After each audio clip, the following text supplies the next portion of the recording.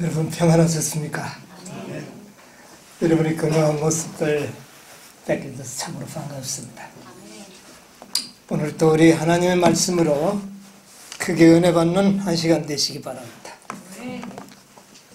오늘은 누가복음 4장에 있는 말씀을 먼저 보도록 하겠습니다. 누가복음 4장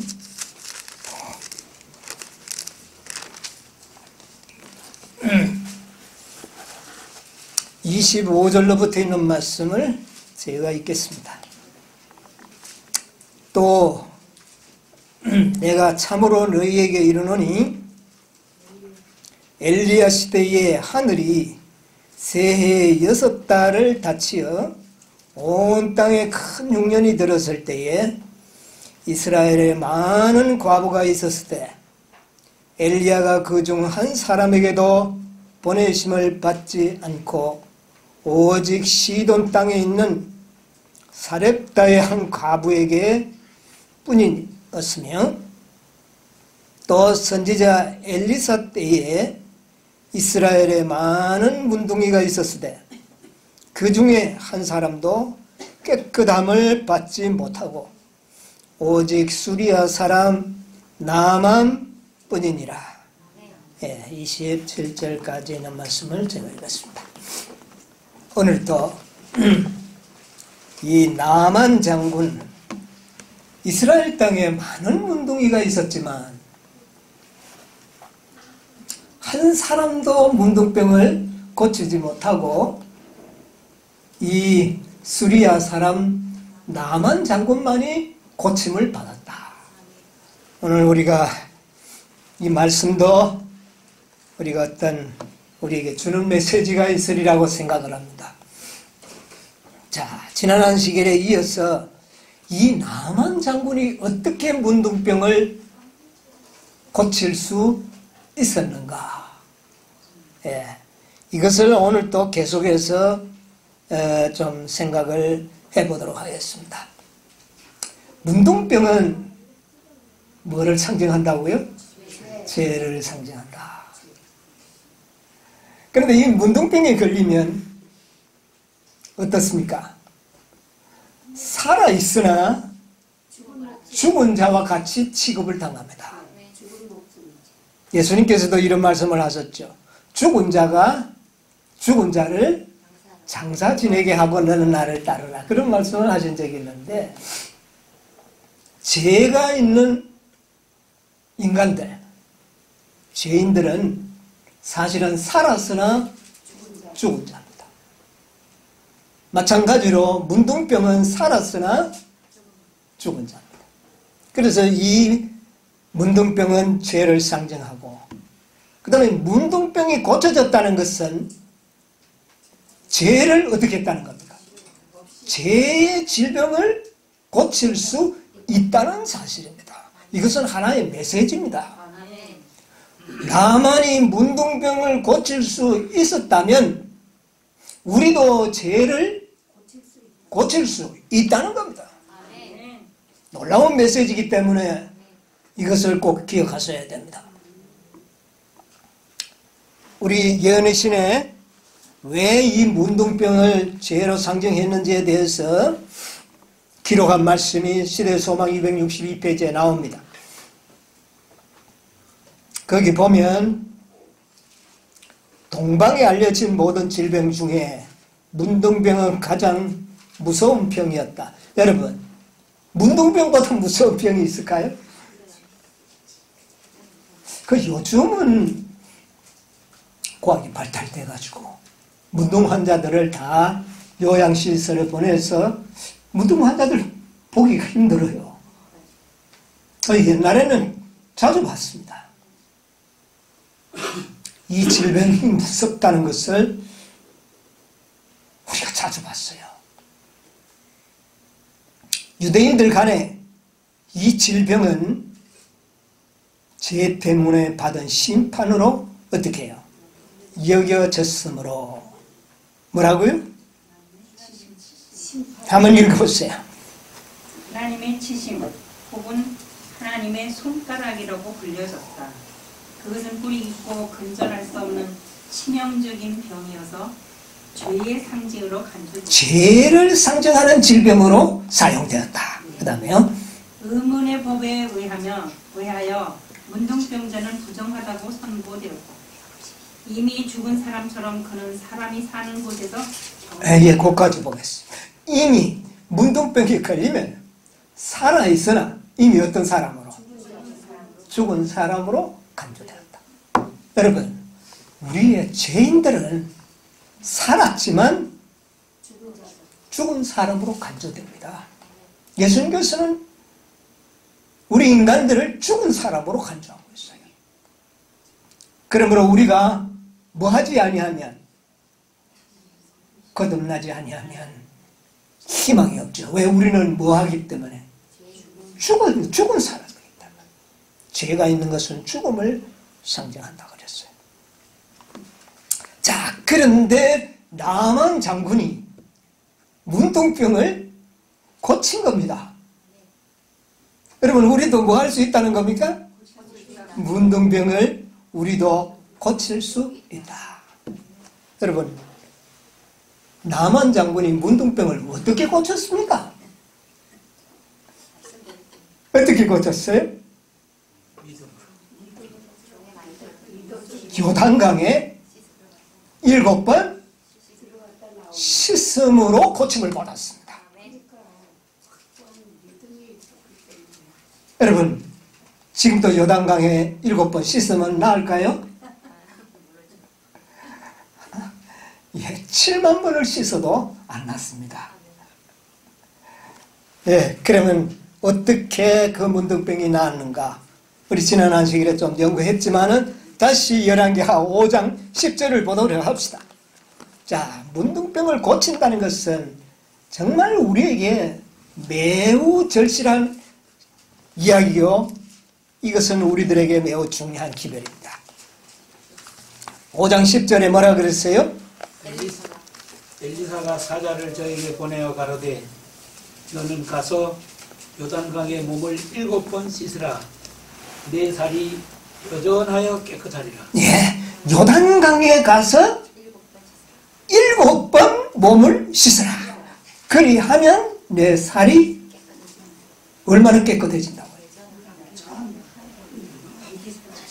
여전하여. 자, 그 여전하다는 말이, 자, 14절에 보세요. 나만이 이에 내려가서 하나님의 사람의 말씀대로 뭐대로? 말씀대로 요단강에 7번 몸을 잠그니 그 살이 여전하여 어린아이의 살 같아서 깨끗하게 되었다. 누구의 살같이? 태어날 때 네, 어린아이의 그 피부는 정말 만져만 봐도 생명력을 느껴지지 않습니까? 야, 어린아이들의 그 피부는 우리가 생명을 느끼는 그런 피부로 바뀌어져 버린 겁니다. 이게 이제 문둥병이 완전히 어떻게 된 거예요? 고침을 받은 것이죠. 자, 그런데 이 엘리사의 사환이 나만 장군에게 기별을 보낸 거 아닙니까? 하나님의 사람이 말씀하시기를, 하나님의 사람이 말씀하시기를, 저 요단강에 가서 7번 몸을 잠그면 나을 것이라고 말씀하셨습니다. 그렇게 전달했을 겁니다. 그렇죠? 뭐대로? 말씀대로. 말씀하셨다는 거예요. 그러면 이 나만이 그 말을 듣고 이제 요단강에 갔는데, 사실은 7번 씻음으로 인하여 나은 것은 사실이지만 뭐를 믿었다는 것이? 나만은 말씀을 믿었다는 사실이죠. 예. 그런데 말씀을 믿음으로 문둥병이 나았는데 몇 번 씻어야 된다고요? 7번 요단강에 몸을 잠궈야 한다는 겁니다. 7번. 이게 참 중요합니다. 자, 오늘날은 우리가 요단강에 가서 아무리 7번 잠궈도 낫지 않는다는 것은 확실합니다. 만약 오늘날도 그랬다 하면 요단강이 아마 대단한 세계에 우리 같은 사람 가보도 못할 겁니다. 자, 이 하나님의 사람을 통하여 하신 이 말씀은 요단강에 씻었기 때문이 아니라 말씀을 믿음으로 말미암아 뭐가 고쳐졌다고요? 문둥병이 고쳐졌다. 여러분, 우리가 단순하게 구원을 받았다는 의미를 넘어서서 문둥병이 고쳐졌다. 여러분, 문둥병 완전히 고쳐졌습니까? 여러분 한번 생각을 해보세요. 여러분 완전히 고쳐졌습니까? 나는 완전히 고쳐졌다고 말할 사람이 여기 없어요. 사도 바울도 나는 아직 표대를 하고, 표대가 뭡니까? 그의 모든 피부가 어린아이 피부처럼 변화되기까지 나는 뭐한다? 아직 달려간다. 그렇다 하면 이 나만의 문둥병이 고쳐지는 것은 역사적인 사건이요 구속사적인 사건이라는 겁니다. 단순한 구원을 의미하기도 합니다. 나만의 개인에게는 구원이에요. 그렇죠?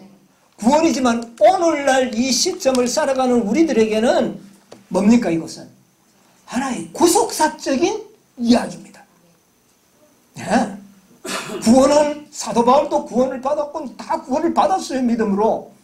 그러나 문둥병이 완전히 고쳐지고 그 병이 고쳐졌다는 사실을 확인하는 데까지는 아직 우리가 미치지 못한 것은 어떻습니까?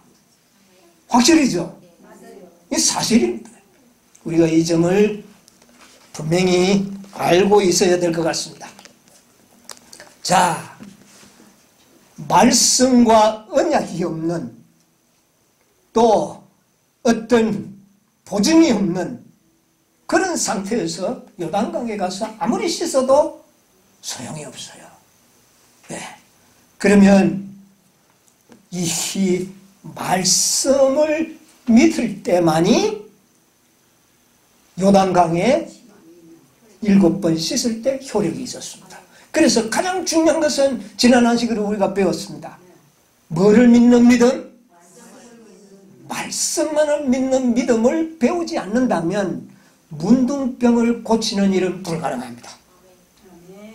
여러분, 우리가 완전한 문둥병의 고침, 이것이 우리의 믿음의 뭡니까? 소망이죠. 우리의 소망 아닙니까? 문둥병을 완전히 고치는 겁니다. 이것이 구속의 경륜이에요. 그렇죠? 여러분, 이 엘리사의 모든 역사들은, 엘리야의 기별이 세계천사의 기별이라면 엘리사의 기별은 계시록 18장 마지막 세대에 주어지는 기별이라고 우리가 봤을 때에 이 세대에 어떤 일이 일어나느냐 하면은 문둥병을 완전히 고칠 수 있는 시대에 우리가 살고 있다. 여러분, 이 사실을 알아야 돼요. 이제 우리야말로 남한처럼 문둥병을 완전히 고칠 수 있는 그런 시대에 우리가 살고 있다는 사실을 생각할 때 나만이 어떻게 병을 고쳤는가는 매우 중요하다 그 말이에요. 우리도 그 방법으로 우리가 고침을 받을 수가 있는 겁니다. 말씀을 믿는 믿음, 이것만이 문둥병을 고칠 수 있다. 여러분, 말씀을 믿는 믿음이 흔들려 버리면 문둥병을 고치는 일은 불가능합니다. 불가능합니다. 하나님의 말씀만을 믿는 믿음. 네, 오늘 이것을 우리 좀 생각을 해보자는 거예요.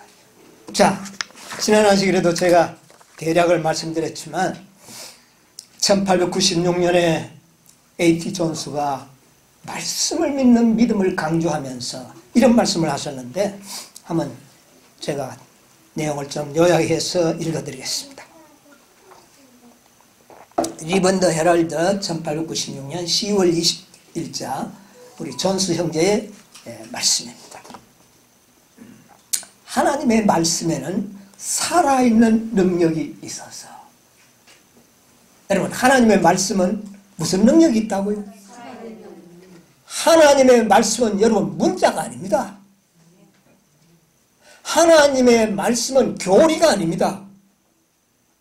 여러분, 오늘날 많은 사람들이 교리를 가르칩니다. 물론 교리가 가르쳐야죠. 그러나 그 교리는 교리이기 이전에 영이요 생명입니다.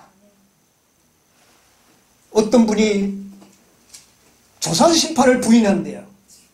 그렇다면 조사심판은 여러분 교리가 아니고 우리에게 뭡니까? 그 말씀을 잘 믿음으로 받아들이면 그 조사심판은 우리에게 영이요 생명이 되는 겁니다. 믿음으로 말미암는 의의 기별이 교리가 아닙니다. 영이요 생명입니다. 이것을 배워야 된다는 말이에요. 하나님의 말씀은 교리가 아니에요. 그 말씀은 곧 나에게는 영이요 생명이다. 여러분, 이 믿음을 배워야 되는 겁니다. 여기 보면 살아있는 능력이 있어서 그 말씀하신 것을 그 말씀이 성취한다. 여러분, 그 말씀을 믿으면 그 말씀이 내 생애를 말씀처럼 성취시켜 버린다. 그러니까 그 말씀은 나에게는 뭡니까? 영이요 생명이죠. 그런데 교리로만 받아들이면 그래, 아무 능력이 없습니다. 그런데 많은 사람들이 그것을 교리 싸움을 하고 있어요. 그것이 무엇인데? 영이요, 나에게는 영이요 생명이라는 것입니다. 이것을 배워야 돼요. 주님께서는 그 말씀하신 바를 성취하기 위하여 말씀이 아닌 다른 어떤 수단을 사용할 필요가 없다. 그 말씀을 성취하기 위해서 내가 뭐 해야 됩니까? 이렇게 생각하면 행위로 가버린다는 겁니다. 그 말씀을 성취하기 위해서는 말씀만을 신뢰하는 것 외에는 없다. 정말 이게 대단한 말씀 아닙니까? 네. 필요가 없다. 성경은 이에 대한 예화로 가득 차 있으며 우리에게 이 사실을 가르치려고 하신다. 이것을 우리에게 가르치려고 성경의 모든 비유와 표상과 예언들이 주어졌다는 겁니다. 곧 우리가 성경 말씀을 하나님의 말씀으로 믿고 말씀 그대로 받아들이면 이 말씀이 능력으로 우리 안에 역사하여 하나님의 선하시고 기쁘신 뜻을 이루도록 하는 것이다. 이거 분명히 알아야 됩니다. 여호와의 말씀으로 하늘이 지음되었으며 그 만상이 그 입의 기운으로 이루었도다. 태초에는 세계가 아무것도 없었다. 태초에는 없었다. 중요한 것은 세계를 만들 수 있는 재료가 전혀 없었다는 것이다. 아무것도 없었다. 그런데 하나님이 말씀하셨으며 말씀대로 모든 세계가 제 자리에 놓이게 되었다. 그러면 모든 세계가 어디에서 생겼는가? 무엇이 그 모든 것을 만들었는가? 무슨 재료로 만들었는가? 무엇이 그것들을 있게 했는가? 이 모든 것이 존재하게 된 것은 하나님의 말씀이었다.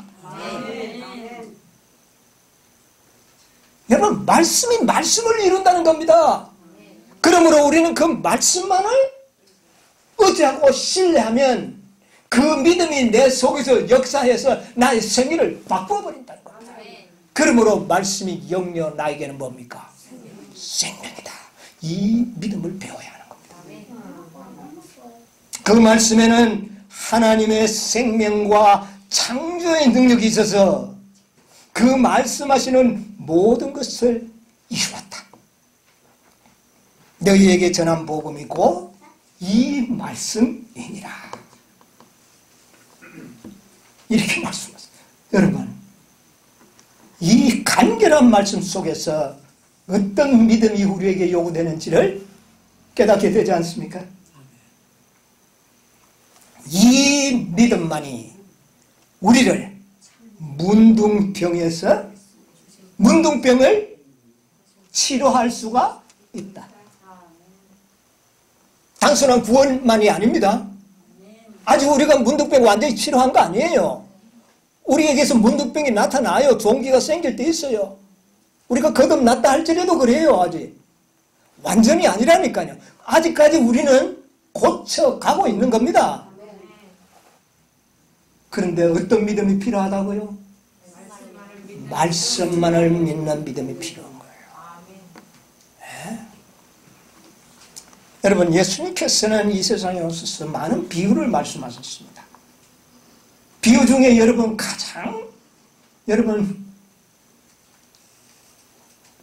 감명 깊게 들은 비유가 뭡니까? 복음을 설명하는 비유.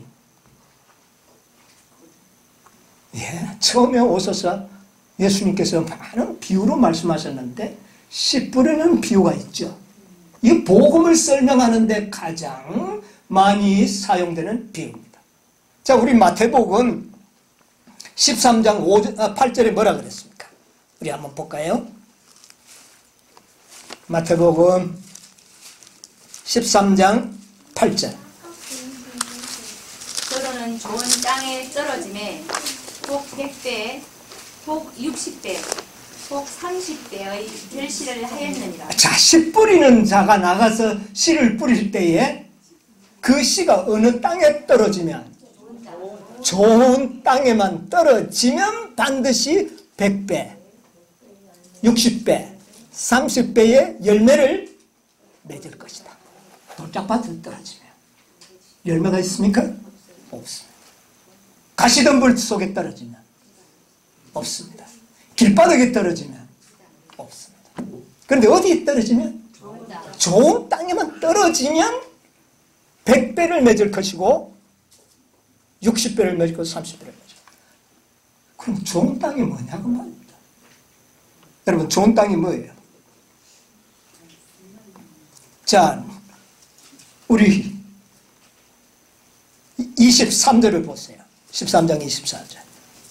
좋은 땅에 뿌리웠다는 것은 말씀을 듣고 깨닫는 자니. 자, 좋은 땅에 뿌리였다는 말은, 좋은 땅은 어떤 땅이냐 하면은 말씀을 듣고 어떻게 해요?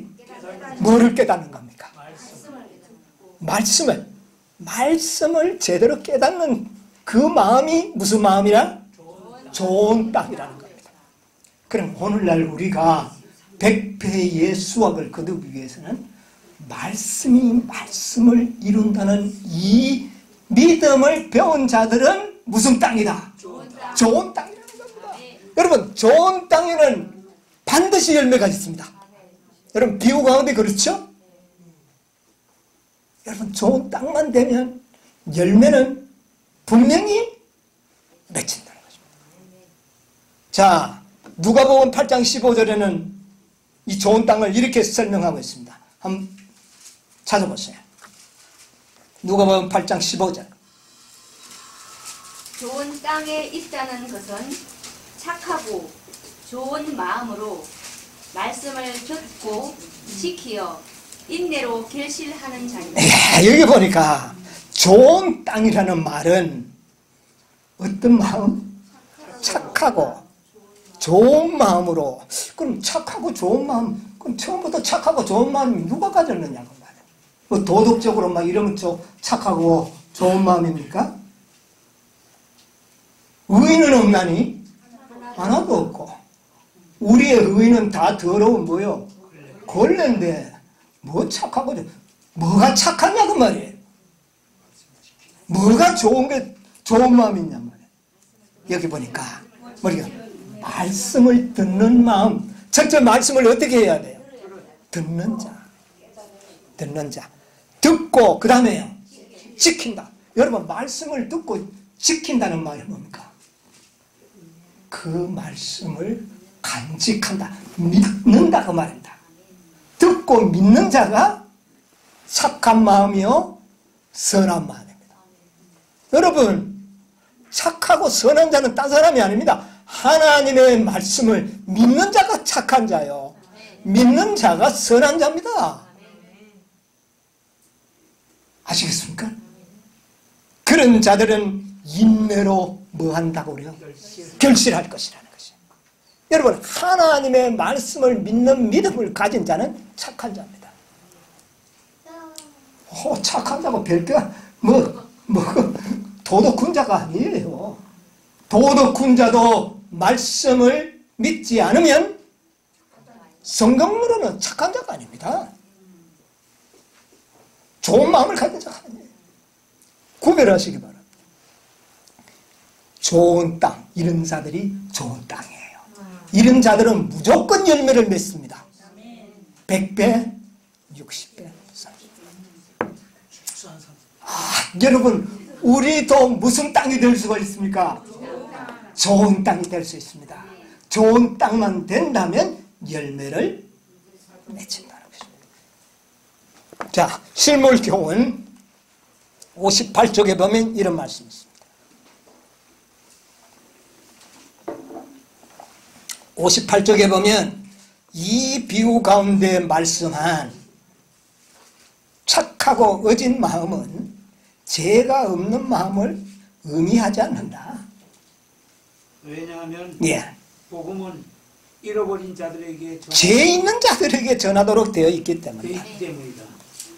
그리스도께서는 내가 의인을 부르러 온 것이 아니요 죄인을 부르러 왔노라고 말씀하셨다. 성령의 역사에 자신을 굴복시키는 자는 마음이 착한 자이다. 그는 자기의 죄를 고백하고 하나님의 자비와 사랑의 필요를 느끼는 자다. 그는 진리를 알고자 하고 그것을 순종하고자 진정으로 열망하는 자이다. 어진 마음은 믿는 마음이며 어진 마음은 뭐라고요? 믿는 마음이며 믿는 마음이며 하나님의 말씀에 대한 믿음을 가진 마음. 하나님의 말씀에 대한 무엇을요? 믿음을 가진 마음이 좋은 땅이요 착한 마음이요 어진 마음이라는 겁니다. 믿음이 없으면 하나님. 예, 거기까지 합시다. 예, 거기까지 합시다. 하나님의 말씀을 믿는 믿음이 착한 마음이요 좋은 땅이라는 겁니다. 왜냐하면 그렇게 되기 때문에 그렇습니다. 자, 59페이지에 있는 말씀인데요.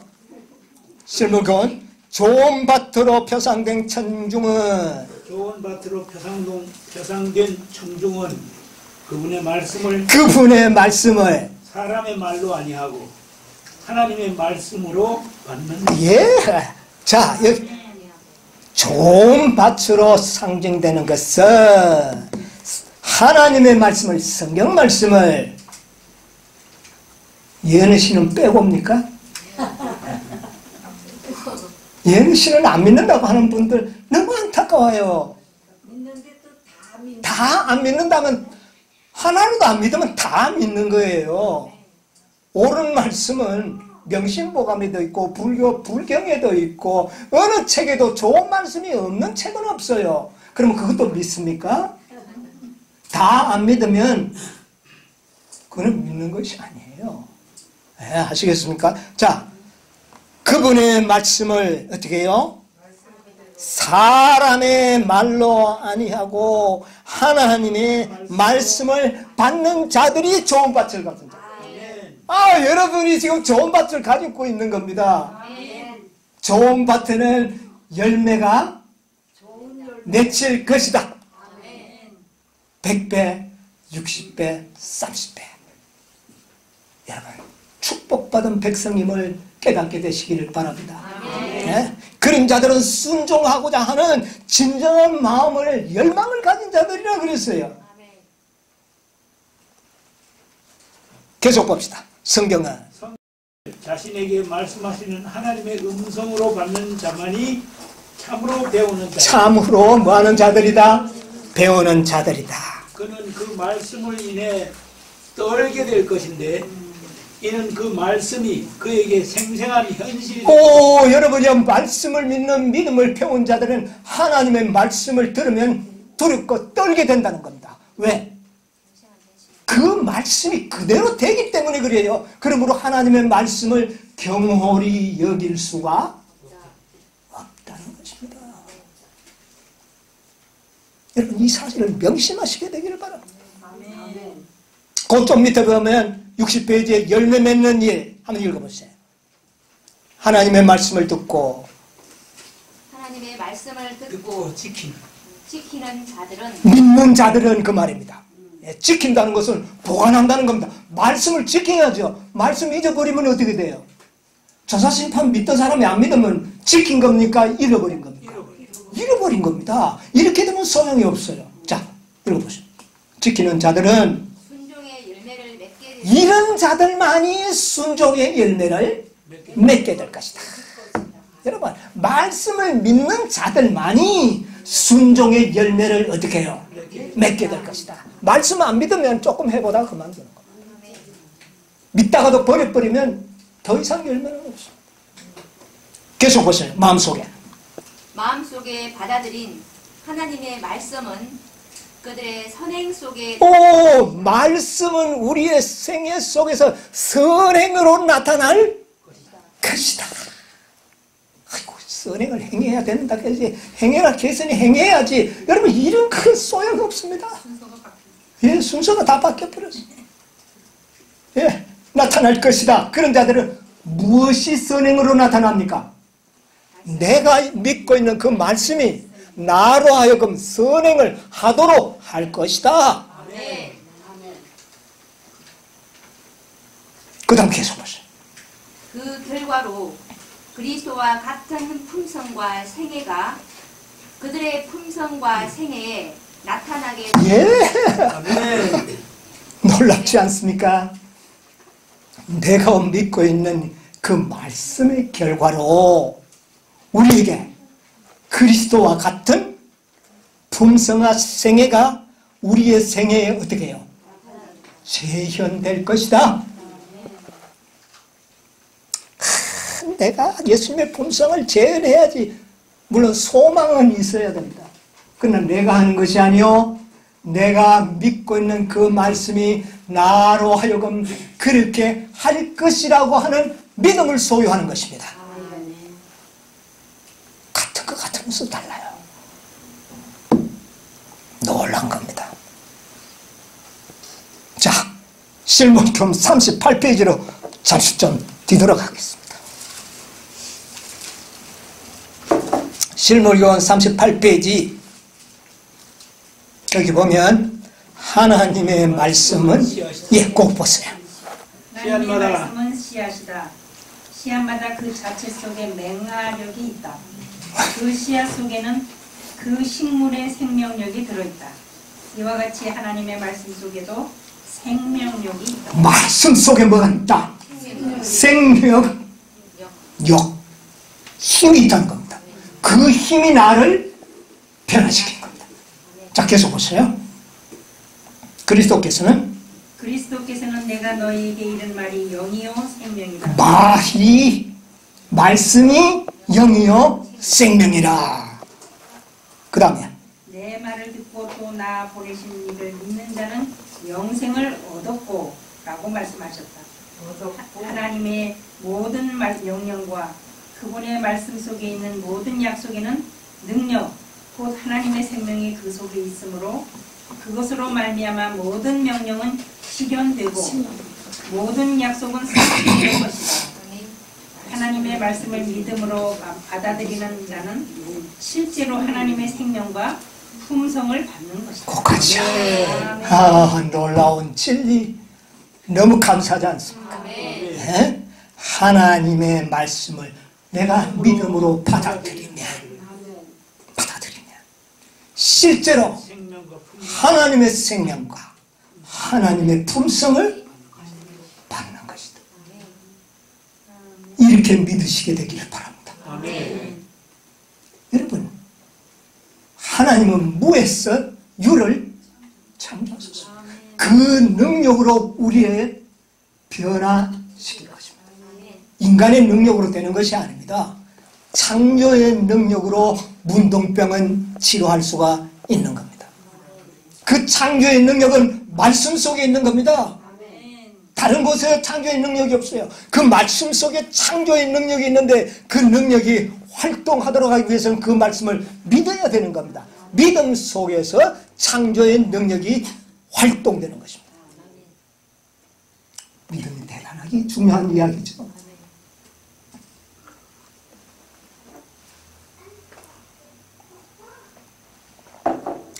나만이 문둥병을 치료했습니다. 이것은 곧 죄를 치료하는 것입니다. 단순한 구원을 넘어서 생명을 넘어서 죄 자체를 치료하는 겁니다. 그런데 몇 번 씻었습니까? 7번을 씻었어라. 나만이 7번 씻었어요. 왜 한 번 씻으면 낫도록 해주면 좋지 않겠습니까? 한 번 딱 씻고 나면 좋지 않겠어요? 근데 그렇게 되지를 않았습니다. 자, 나만이 물속에 하면 싹 들어갔다가 그냥 보세요. 나왔는데 문둥병이 나았습니까? 안 나왔어요. 뭐 조금 그 물집이라도 좀 이렇게 없어졌나요? 아니요. 그런 기록이 없어요. 자, 하나님 한 번 들어갔고 난 다음에 피부를 봤을 겁니다. 그렇죠? 내가 나만이라도 한 번 들어갔더니 아주 그래. 한 번이니까 한 번 더 들어갔지. 또 휴전합니다. 3번 들어갑니다.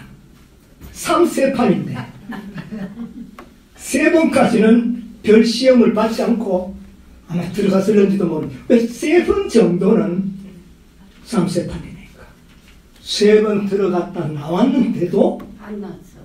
어찌 뭐 나왔다는 어떤 기록을 볼 수 없습니다. 4번째 들어갈 때는 이거 더 들어가야 되나 이거. 여러분, 나만의 마음에 기록은 없지만 시험이 있었을까요? 없었을까요? 시험이겠지. 나만도 사람인데 시험이 있었을 거예요.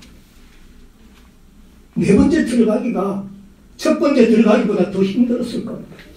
3번이나 들어가면 나는 피곤한데 좀 더 들어가. 지금 바깥에는 어떻게 됩니까? 많은 군사들이 나는지 안 나는지 보고 있는데 군사들이 믿음이 7번만 들어가면 나는다고 믿고 있었을까요? 바깥에 있는 군사들이 다 믿었을까요? 말은 안 했지만 자꾸 나나. 여러분 그렇게 생각하는 사람이 있었을까요? 없었을까요? 거의 대부분. 저 허무맹랑한 짓을 하고 있네. 말은 못했지만 그런 사람도 있었을 것 같아요. 제가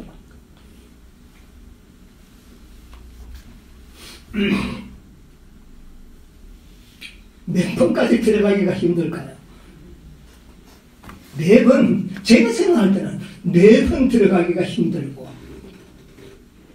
그 다음에 5번까지 들어가기가 더 힘들고 힘들었을 겁니다. 그 다음에 6번, 7번은 이왕 5번 들어갔으니 5번까지 들어갔으니 이제는 2번 더 들어가 보자. 아마 그렇게 됐을지. 실물교원 61페이지, 61페이지, 60페이지, 61페이지. 한번 읽어봅시다.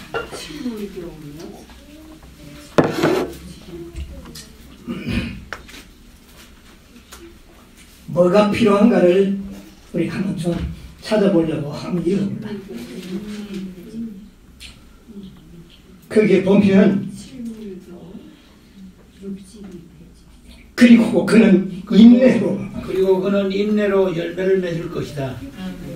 하나님의 말씀을 받는 자들은 어느 누구도 고난과 시험을 면할 수 없다. 예, 여러분 하나님의 말씀을 믿는 믿음을 가진 자들은 뭐를 피할 수 없다?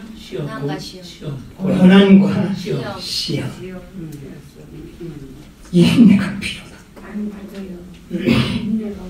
자, 그 다음에 계속 보세요. 그러나 환난이 올 때에 참된 그리스도인은 불안해하거나 불신하거나 낭망하지 않는다.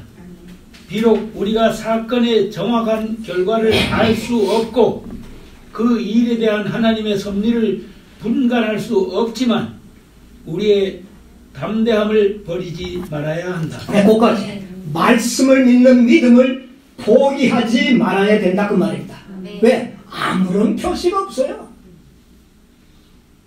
한 번 들어갔을 때나 3번 들어갔을 때나 5번 들어갔을 때나 6번 들어갔을 때나 표시가 없어요.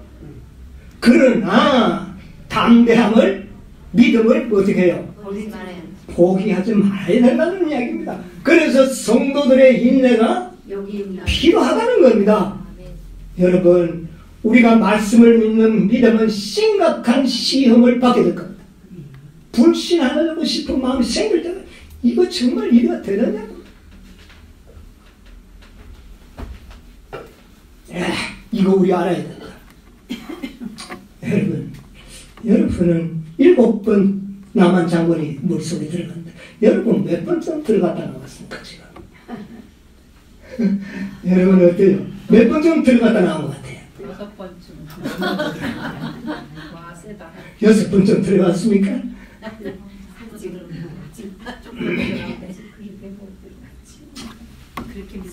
자, 여러분 물속에 들어갈 때마다 나만 시험을 받았습니다. 그렇죠. 그러나 또 믿음을 포기하지 않고 들어가보자. 또 들어가고. 그것이 들어갈 때마다 매번에 뭐가 있었다는 겁니까? 시험이 있었다는 겁니다. 여러분이 해도 그랬을 겁니다. 자, 실무교훈 61쪽에 보면 농부가 땅에서 나는 귀한 열매를 바라고 길이 참아 이른 비와 늦은 비를 기다리나니 이와 같이 그리스도인들도 길이 참아 그의 생애 가운데서 하나님의 말씀이 결실되기를 기다려야 한다. 예, 자, 농부들이 뭐가 내릴 때까지 기다려야 합니까? 늦은 비. 최종적으로 뭐가 내릴 때까지 늦은 비만 내리면 결실은 된다. 그와 마찬가지로 그리스도인들도 하나님의 말씀이 결실되기를 기다려야 한다. 그러면 기다리는 것은 무엇이 내릴 때까지?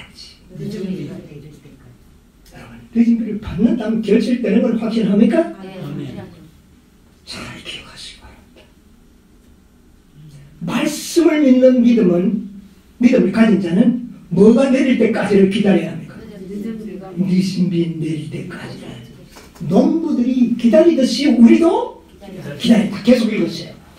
기다려야 한다. 때때로 우리가 성령의 은혜를 간구할 때에 하나님께서는 우리로 이 열매가 가장 잘 발육이 될 수 있는 환경에 처하게 하심으로 우리의 기도를 응답해. 여러분 하나님의 섭리는요 늦은 비를 맞기 전에 우리를 이 열매가 가장 잘 성장되고 발육되도록 하는 분위기 가운데 우리를 몰아넣을 것이다. 그게 뭘까요? 시험이에요. 뭐를 하도록 하기 위해서?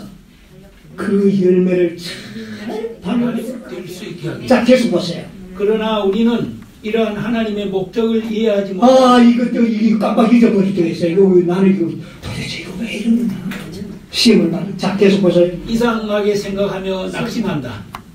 그러나 성장하고 결실하는 과정을 거치지 않고는 아무도 이러한 미덕을 개발할 수 없다.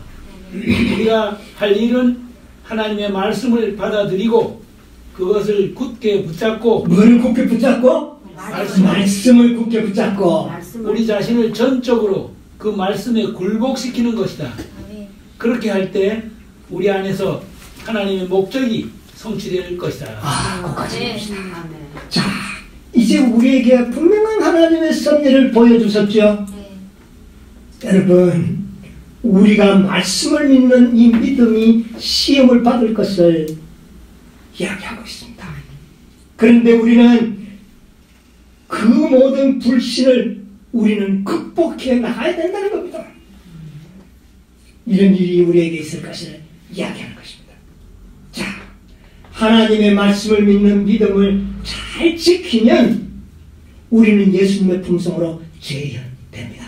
아멘. 아멘. 아까 우리 실록은 61페이지 읽었던 말인데요. 잠시 다시 한번 소개될 것입니다. 자, 그리스도께서 우리 안에 거하실 것이며 그 품성이 우리의 성품 가운데 재현될 것이다. 그리하여 우리는 혹 100배, 혹 60배, 혹 30배가 되는 성령의 열매를 맺게 될 것이다. 무슨 밭을 가진 자는 좋은 밭, 좋은 밭은 무엇을 믿는 믿음? 말씀을 믿는 믿음. 그런 자들에게는 그리스도의 품성이 어떻게 해요? 재현될 것이다. 자, 죄인 문둥병을 완전히 고치는 것. 사실은 나만 장군이 엘리사의 말씀을 믿고 요단강에 들어갈 때, 믿음으로 들어갈 때 사실은 나은 겁니다. 그러나 나은 것을 볼 수가 없었을 뿐이에요. 아멘. 여러분 무슨 말인지 아세요? 우리가 이 말씀을 믿는 순간 이미 하나님은 우리를 완전하다고 보시는 겁니다. 그런데 그 완전을 우리는 아직 보지 못할 뿐이에요. 그런데 6번, 7번 들어가는 경험이 우리에게 있은 후에 우리도 비로소 그 완전함을 눈으로 볼 수 있다. 아멘. 이게 구속사입니다. 구속의 역사입니다. 그러면 이제 여러분 몇 번 정도 들어갔습니까? 몇 번 들어갔어요? 자, 한 번만 더 들어가면 돼요. 남한 장군이 들어갈 때 쐬면서 들어갔을까요? 막 그냥 붕덩붕덩 들어갔을까요? 정확하게 쐈을 겁니다. 왜? 몇 번 장군하고 했기 때문에 7번 장군하고 분명히 쐬면서 들어갔어요. 그렇다면 오늘날 이것은 우리의 표상이지 않습니까? 우리가 몇 번 들어갔는지 알아야 됩니다. 7번이 뭔가? 여러분, 7번은 나만의 개인적인 경험에는 완전한 믿음을 상징합니다. 왜? 7은 충만수요, 완전수이기 때문에 하나님의 선지자의 말씀을 완전히 믿었다는 겁니다. 그런 믿음으로 그렇게 구원받고 고침을 받았어요. 그러나 구속사적인 의미에 있어서 이것은 마지막 세대들에게 해당되는 말씀입니다. 아멘. 마지막 세대는 언제부터 시작이 됐습니까? 1844년부터 마지막 때입니다. 그렇죠? 자, 그러면 그때부터 몇 번 들어가야 됩니까? 7번 들어가야 돼요. 7번의 특별한 경험이 필요해요. 그럼 우리는 지금 몇 번 들어갔다는 걸 알아야 되지 않겠습니까? 우리가 마지막 세대 아니에요? 마지막 세대.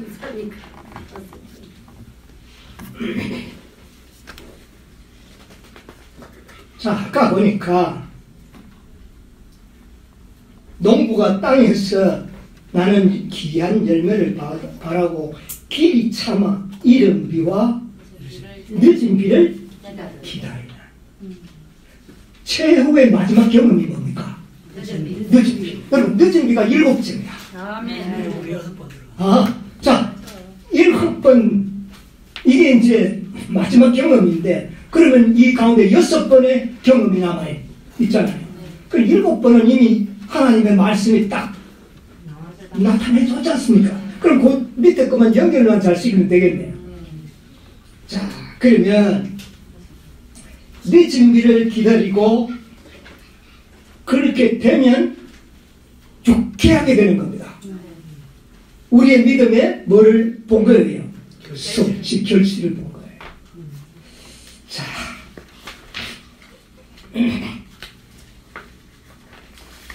늦은 비를 받게 되면 죄가 완전히 치료되었기 때문에 유쾌하게 되는 겁니다. 지금은 아무리 우리가 죄를 짓지 않아도 유쾌하지는 않아요. 그렇죠? 네. 그러나 늦은 비를 받고 나면 유쾌하게 됩니다. 영화롭게 되는 겁니다. 이렇게 되어야 되는 거죠.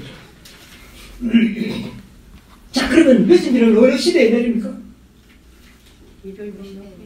어느 시대에 내리느냐고요? 7교회 시대에 라오디게아 시대에 라오디게아 시대에서부터 우리에게 주어지는 경험적인 기별이 나오는데 그 기별이 첫째, 둘째, 셋째 기별과 아울러 또 몇째 기별이 나옵니까?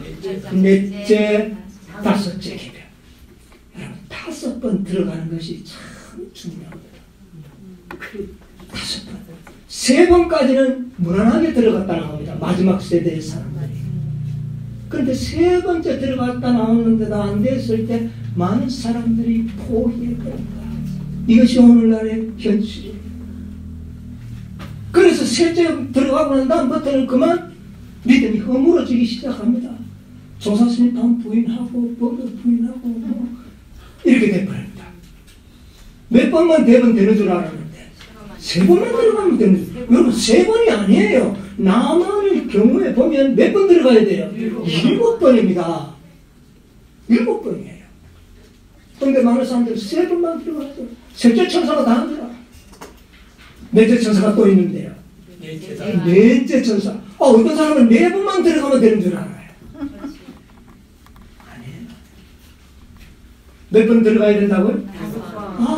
5번 또 들어가야 돼요. 그럼 5번만 다 되면 되느냐? 아니에요. 6번, 7번 들어가야 돼요. 그럴 때에 예, 완전한 치료가 일어나는 거예요. 여러분, 우리가 여기에서 우리가 잘 생각해서 첫째 천사의 기별과 다섯째 천사의 기별은 5번의 기별은 경험을 상호합니다. 그런데 5번째까지의 경험을 잘 통과한 사람은 여섯째와 7째는 결과로 나타나는 겁니다. 아시겠습니까? 그러면 5째까지만 성공적으로 우리가 믿음 속에 들어가면 6째, 7째는 쉽게 통과할 수가 있습니다. 그러나 5번 들어갈 때까지가 굉장히 힘들어요.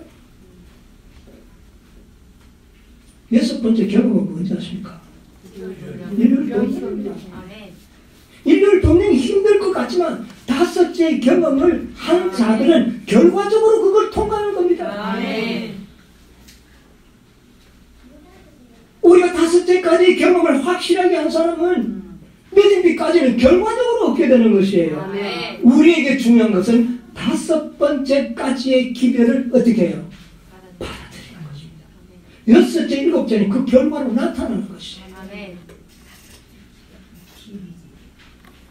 그래서 우리는 지금 현재 5번째까지 들어갔다 나온 사람에 해당될 수가 있습니다. 이제 우리가 들어가야 할 것은 일요일 소명과 그 다음에 늦은 비에 동참하는 것입니다. 이것은 5째 천사까지 경험을 확실하게만 한다면 6번째, 7번째는 결과로 나타나는 것이죠. 그렇게 되면 유쾌하게 되는 완전한 고침이 되는 것입니다. 이것이 구속의 경륜입니다. 자, 예수님은 우리를 죄 가운데서 완전한 구원을 의미합니다. 예수님께서는 우리에게 말씀했습니다. 아들을 낳으려니 그 이름을 뭐라고 하라? 예수라 하라. 그의 이름의 뜻이 뭡니까? 그는 자기 백성을 죄에서 구원할 것이라. 이 놀라운 성취가 우리들의 생애에 이루어지는 것이 구속의 경륜인 것입니다. 이것을 나만 장군을 통하여 우리에게 보여준, 나만이 아니라 나 나만 장군이죠. 네, 나만 장군을 통해서 우리에게 보여준 것이에요. 그래서 엘리사 선지자는 의의 교사입니다. 의의 가르치는 교사. 자, 요한일서 3장 5절에 보면 그가 우리 죄를 없이 하려고 나신 바 된 것을 너희가 아나니. 완전한 승리를 이야기합니다.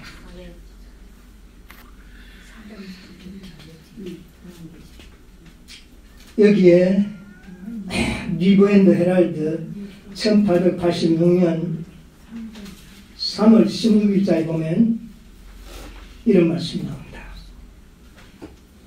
예수께서는 인간을 죄 가운데서 구원하러 오신 것이 아니라 그들의 죄로부터 구원하러 오셨다. 죄에서 완전히 구원받으면 우리에게 유쾌하게 되는 겁니다. 그것이 늦은 비를 통하여 우리가 경험합니다. 그래서 그분은 사람들을 구원하시되 죄 가운데서 구원하지 않으시고 죄로부터 구원하시며 그분을 사랑하는 자들은 순종으로 그들의 사랑을 나타낼 것이다. 믿음이 믿음으로만 끝나는 것이 아니라 믿음이 실상으로 끝이 나는 겁니다. 이것이 오늘날 이 세대에 우리 세대에서 성취되어야 할 사건이라고 말합니다. 첫째에서 다섯째까지의 경험만 하면 여섯째, 일곱째는 결과로 나타나게 되는 것입니다. 그럼 중요한 것은 몇째에서 몇째까지입니까? 첫째에서. 지금 우리가 무슨 경험을 하고 있으면 몇째 경험을 하고 있습니까? 다섯째 경험 가운데 살아가고 있는 겁니다. 여러분 이 경험을 잘 하시게 되기를 바랍니다.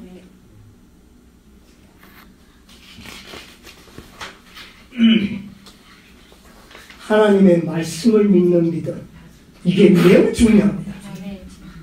천지는 없어져도 주의 말씀은 세세토록 있도록 하나님의 말씀을 믿는 확고부당한 믿음이 마지막 시대의 위기를 통할 유일한 믿음이다.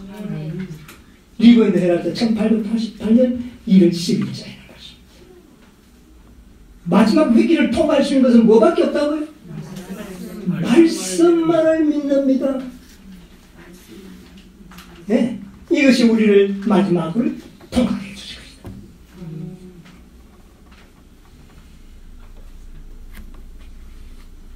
여러분, 문둥병의 완전한 치료는 남은 이 7째 교회에 남은 무리들에게 이루어진 예언입니다. 이게. 이것은 마지막 7번 씻은 교회들의 모습이에요. 요단강에 가서 7번 씻으라. 자, 7번 씻는 자들은 모습을 여기에 이렇게 이야기했습니다. 사도행전 590에서 591페이지에 있는 것입니다. 사도행전, 예언의 신 사도행전입니다. 거룩한 이상 가운데서 선지자는 하나님의 남은 교회의 최후의 승리를 보았다. 찾았습니까? 선지자는 다음과 같이 기록하고 있다. 내가 보니 불이 섞인 유리바다 같은 것이 있고 이지고 벗어난 자들이 유리바닷가에 서서 하나님의 검은 고를 가지고 하나님의 종 모세의 노래 어린 양의 노래를 불러 가로되 주 하나님 곧 전능하신 이시여 하시는 일이 크고 기이하시도다. 만국의 왕이시여 주의 길이 의롭고 참되시도다.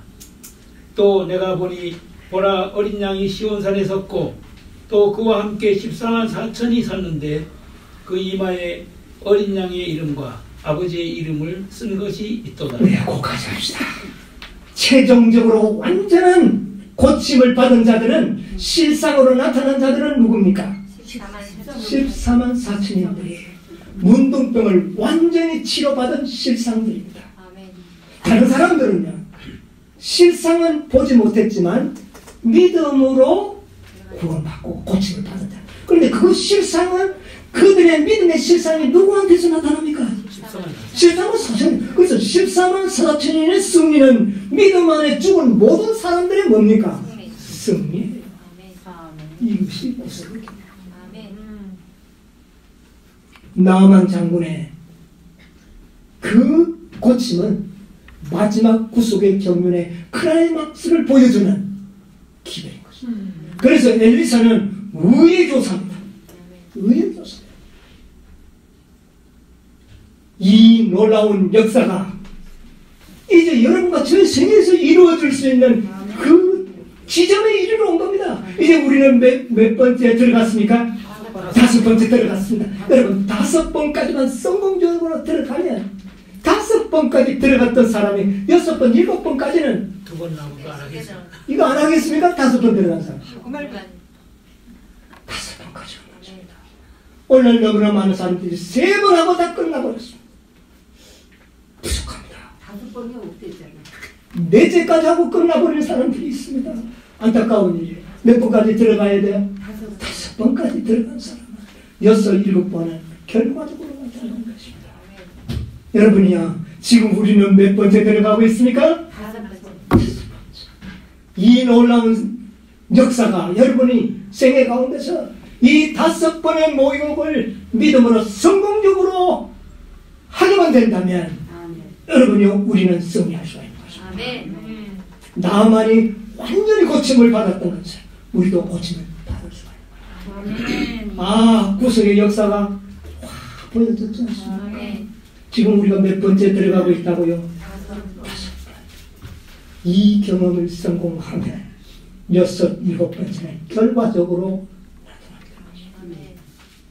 여러분, 이 놀라운 결과가 여러분과 저의 생애에 나타나서 죄에서 승리한 자들, 그래서 여호와의 이름, 어린 양의 이름과 그 아버지의 이름을 새긴 그런 백성으로 우리 다 나타나시게 되기를 간절히 바라면서 오늘 말씀을 마치겠습니다.